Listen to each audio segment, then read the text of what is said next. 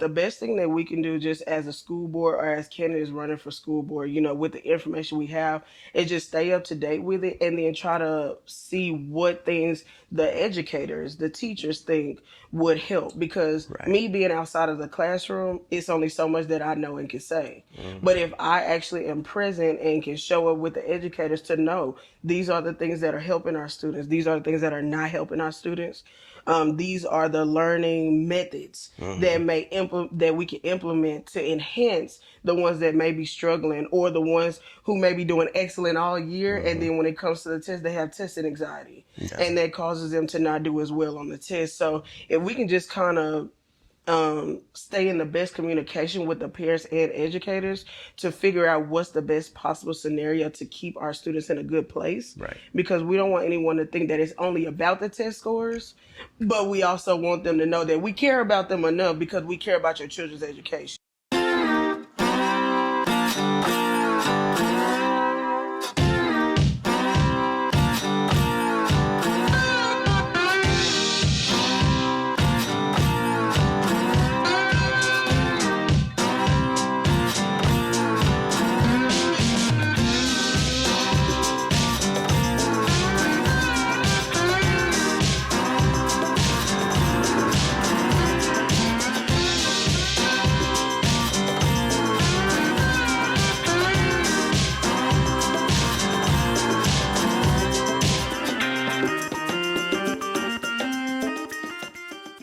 Think Brazos Podcast.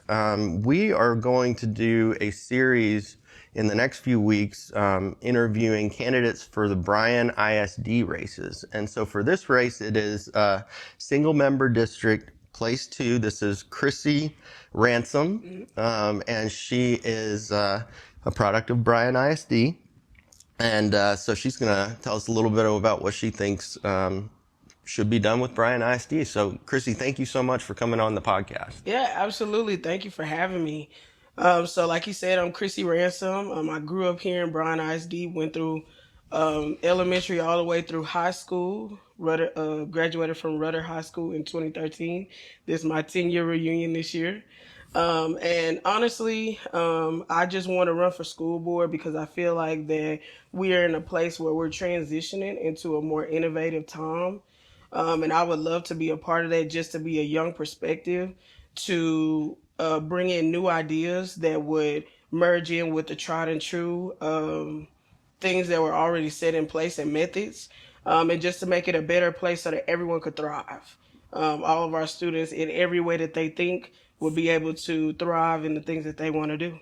Okay. And you have never run for any elected office before, is that right? Okay. Is it kind of nerve-wracking? It can be a little bit, but I know what the reason is why. And so I think that I just hold fast to that to continue on in what I'm doing. And in single member district place 2, it looks like there are 3 candidates, right? So we've got the incumbent, Miss Julie Harlan, and I always want to say Judy for some reason, and then we also have a third candidate as well. So yeah, sounds like it's going to be a fun time. It is. Good luck. So let's back up a little bit, talk about your background. We already mentioned that you went to Bryan ISD schools. What's your history as far as living in Bryan? Have you been here your whole life? I have. I've lived here my whole life. My parents grew up, graduated from Bryan High School. Oh, wow. And so a lot of my family have actually been here for a long time. Okay. And so I went to Rudder. Like I said, I graduated in 2013. I actually went part-time to Hammond Oliver, which was a health science school here at the time. Okay. And then once I graduated, I went to college for a little bit. And then I started working in the education field as a instructional assistant over at Davila Middle School. And so I was there for almost 5 years. Only reason I transitioned from there was because I got a better opportunity while going to school to start working at Keller Williams Realty. And so while I was working there, I was the education director there, and I was able to merge in that educational background of possibly becoming a teacher or something with what I was doing there to help new agents be able to merge in and kind of integrate into the systems there. You said education director. Is that typical for a realty company? What all did you do in that? So really, it just depends on each company, Okay. how they name it. With me, it really started out with the recruitment side, Okay. bringing in new agents, kind Mm-hmm. of starting them off, letting them know how they can get started.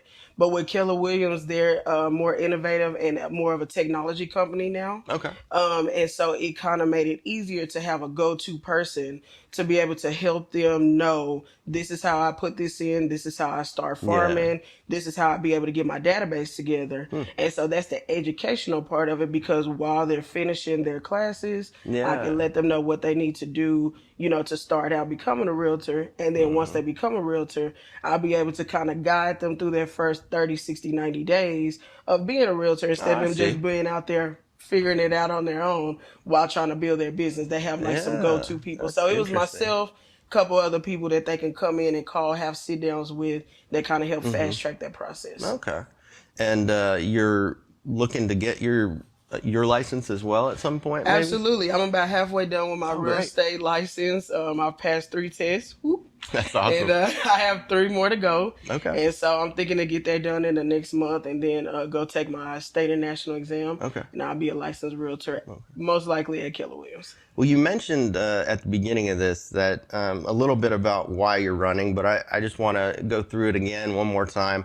If you had to pick, in just a few words, why it's important to elect you as the single member district place 2 representative for BISD, what would that be? How would you say that? The best way that I could say it, really would just be, I think that I'm the best candidate because I'm new, Okay. because I'm fresh, a fresh Okay. perspective. Not that the people that are in place right now, can do the job, because they're doing an excellent job. But I feel that we're entering a new age, not just with technology, but with new methods, new minds, new things that are being implemented. And I think that if we have someone who are closer to the age group that actually cares about how people think and how people learn, we will be able to implement those things in our school district. Okay. Now, I know that the school board also has other job responsibilities that don't necessarily touch just the normal classroom Right. setting. But if we can bridge the gap between community and the school district, then I think we'll be able to come together and find the best possible way Hmm. to bring life to these new possibilities for our students Okay. And and that teachers. and that actually brings me into my next question I was going to ask you. You mentioned about new ideas, that kind of thing. Let's hear a few specifics, if you have some, about some ideas you might have for either changes or maybe things that you've thought about that could help BISD. So I don't really have a lot, because I'm more of a hands-on person. So I would like to Okay. be able to be present in those places and then be like, okay, so here's some things that we can present. But mainly just the learning environment. Teachers are doing the best that they can with what they have, for Hmm. sure. And I applaud every educator in every possible way. Sure. But if we can find more of a open setting where students can really be able to express themselves through the way that they learn. We Hmm. know that people love to say, I want my child to be a lawyer, I want my child to be a Yeah. doctor, I want my child to be, whatever they choose, a teacher, but there are loads. I'm talking about so many different aspects that students can go to be able to be in these different careers that are not just the typical, doctor, lawyer, Right. um, teacher. Hmm. And so I think that if we could try to reach as many people as we can where they are, maybe hear the voices of the children, maybe even sit down with the educators to just know these programs are really, really thriving, and these are the things that I want to do. And then maybe these programs are not touched as much. So Hmm. maybe we could kind of redirect those things to something else. Right. But just kind of being present and being an ear to the people, so that when, our students get to a certain point, they don't start dropping off because I'm no longer interested in things I was before, or Hmm. I'm no longer interested in the typical career choice. Right. And I know that we have the College and Career Center, we have the CTE and all that, and so that is a excellent step towards the type of things that I'm talking about. But if we can just enhance that in any way, I think it'll also enhance the district, because once those students graduate, if they choose not to go to college, they Hmm. have some other kind of career that they can go Right. into. Okay. Now, It seems to me, looking at it from the outside, that the BISD Board of Trustees, part of their job is to be almost like cheerleader in chief for the district. So I want to ask you this. If we've got let's say we have a hypothetical family moving from another state or another city, here we have an interesting community where there's a bit of choice, right, between districts. What would you tell that family about BISD as far as why they need to move here into this district? Really just what the Bryan ISD motto is now, children first. A lot of people want to know that their children are going to be taken in and nurtured and taken care of. And so if we show up for those students the way that we prove and say that we do, then that's the best way to bring new people in, that community aspect of everything, because everyone that's on the school board is a volunteer. And so if I can show that not only am I volunteering for this position, but I'm also a product of this community, then that'll make people warm enough to know this is where I want to be. This is where I want my children to grow up. Habitat for Humanity's Faith in Action Pumpkin Patch is open the entire month of October, Sunday through Friday, 12 noon to 8 p.m., and on Saturdays from 10 a.m. until 8 p.m. The address is 2301 East 29th Street in Bryan. We've got plenty of fall photo opportunities, lots of unique pumpkins, and more, so we hope to see you there. Okay. And then going into a question that's probably a little bit more of a touchy subject. I was doing a little bit of research before we started this series, looking at state test scores. And it does appear that if you compare to the state average, BISD has some work to do still with those test scores. What is your feeling on scores generally for the district? And because I know a lot of people have opinions on that, but then do you have any ideas for how they may be able to be boosted? Because honestly, it does matter when a family is thinking about moving to the district. Right.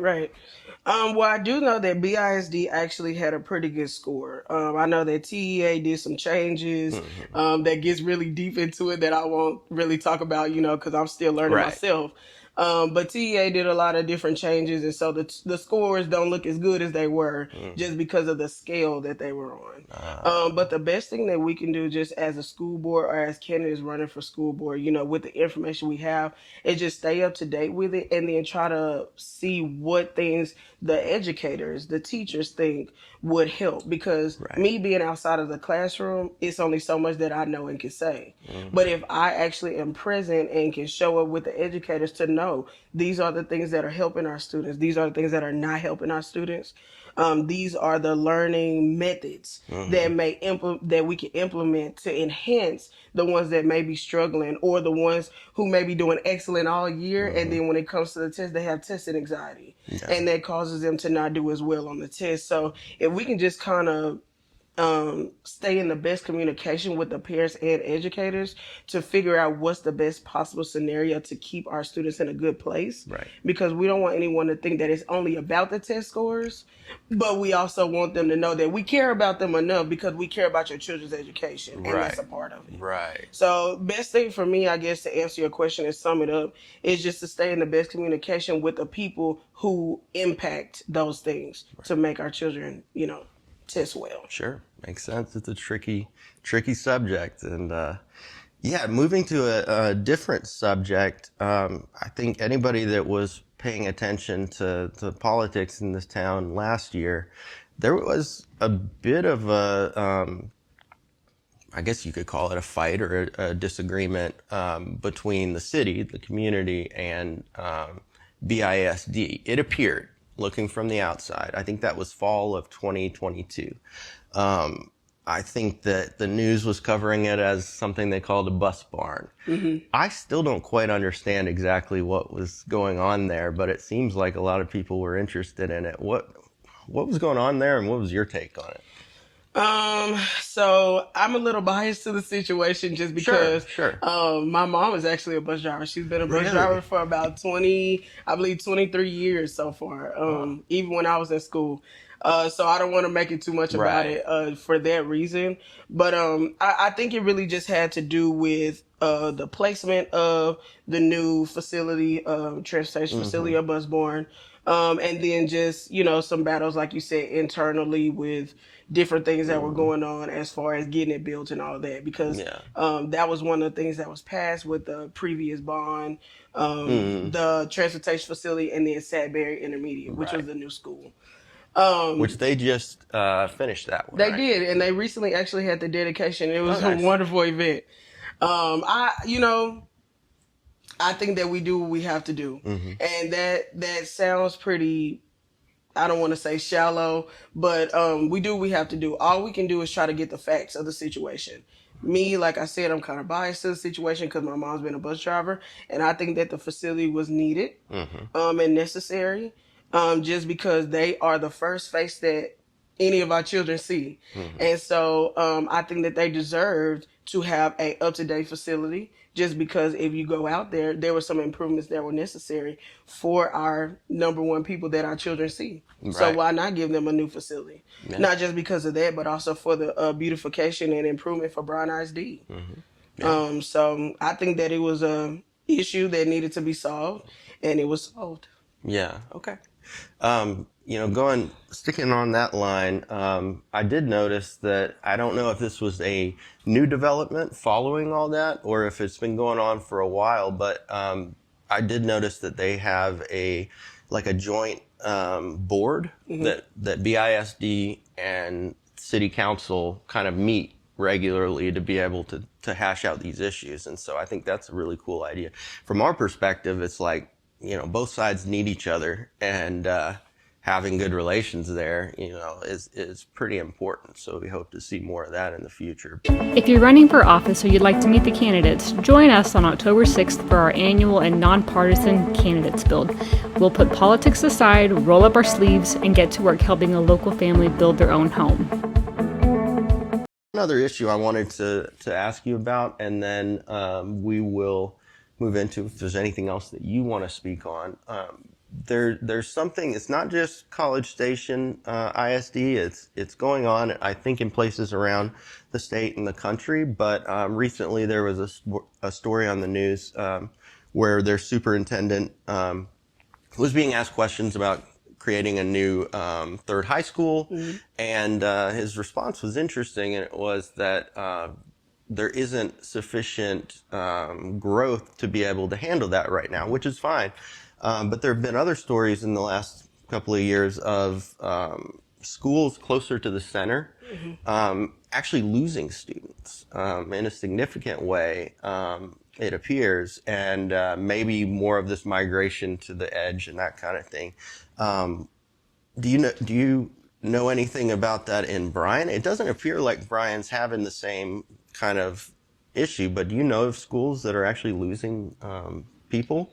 Not that Losing I know kids? of. Yeah. Bryan is actually growing very rapidly. And so I think that with the addition of Sadbury, it kind of evened out the schools Okay. in regards to the amount of children there. And so I think that we don't have that issue in Bryan. I could be wrong. I'm not familiar with the exact numbers, but I don't believe that we have that issue just because Bryan is actually rapidly growing.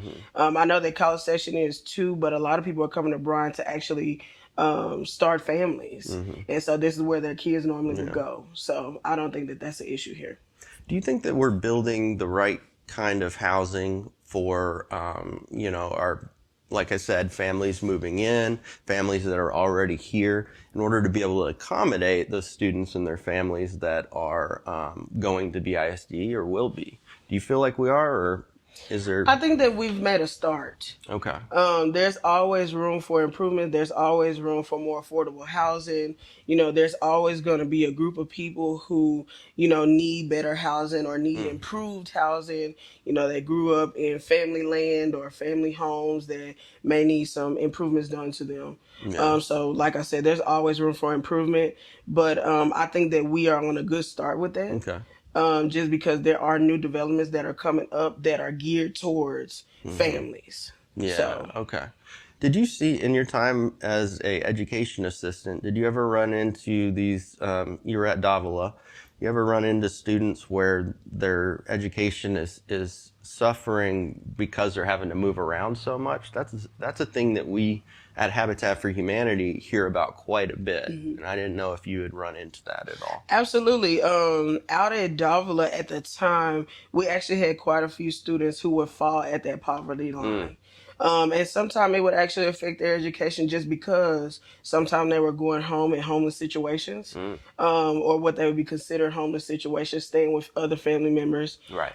Sometimes they were in a situation where parents may have lost their job. We hit a COVID year, and we had all those things going on when I was at Davila, and so we got to kind of see the transition of people who kind of fell off because they lost their jobs and all of that. So absolutely, I got to see that. I also got to see some triumph because some families actually were able to enter into what we consider the middle class because they were able to start businesses while they were out, during the pandemic. So it's always a thin line either side, because situations can change rapidly. Right. And so we got to encounter lots of students who were going through different situations with housing and just their living situations in general. Yeah.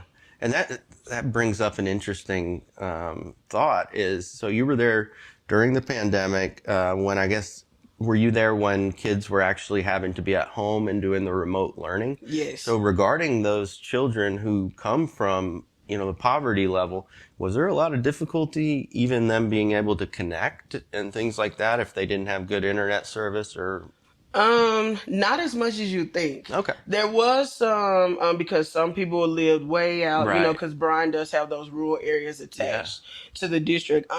But Bryan ISD actually did a very good job to make sure that students were equipped with not only computers that they needed to do their work, but with Wi-Fi. Oh, that's great. Hotspots. And so, you went through the process. It was very easy to get them checked out. And a lot of students were actually able to share it because you had multiple students in one house, whether they were siblings or, cousins or something like that. But they were all able to come off of their hotspot to do their work.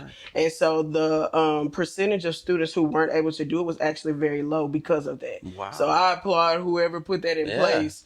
To get that hotspot, because computers are great, but a lot of people didn't have Wi-Fi, Yeah. And so that really helped out a lot during that time. So BISD's IT department or whoever, did they actually, in some cases, go into the homes and set up this hotspot? Or? Well, what they did was there was a form that had to be filled out, just to check it out, and they would actually send all of it to the schools. Okay. So the students were able to do something like a curbside pickup. I see. Our parents were able to do a curbside pickup, and in some cases, we even had some educators that were willing to deliver it. If there was no car in the home or something like that. So the community really came together to make sure that these students were taken care of during that time. Awesome. But still in a safe manner. Yeah, okay. Well, what else do you want to tell the people in the district you're running for, whether it's about education and housing or whatever you want to? Is there anything we've missed? There's not a lot. Actually, I just want everyone in my district to know that I'm here from our district. I want to be able to be a voice, but also be present. And I am a part of a lot of community things, like I was telling you earlier. And so I just want to continue that momentum.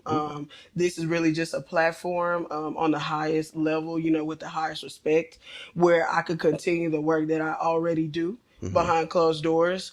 And I just want to make sure that not only is it just students that are being heard, but also the parents that these students come from and the educators that teach them every day. Okay, awesome. Yeah. Well, it's been a lot of fun, Chrissy. Again, this is Chrissy Ransome running for single member district place 2 for Bryan ISD. Election is, I should have asked that earlier. Is it the election date is the 7th of November. 7th of November. So make sure everybody come out and vote. I mentioned this to you before, but on October 6th, Habitat for Humanity has what we call our candidates build.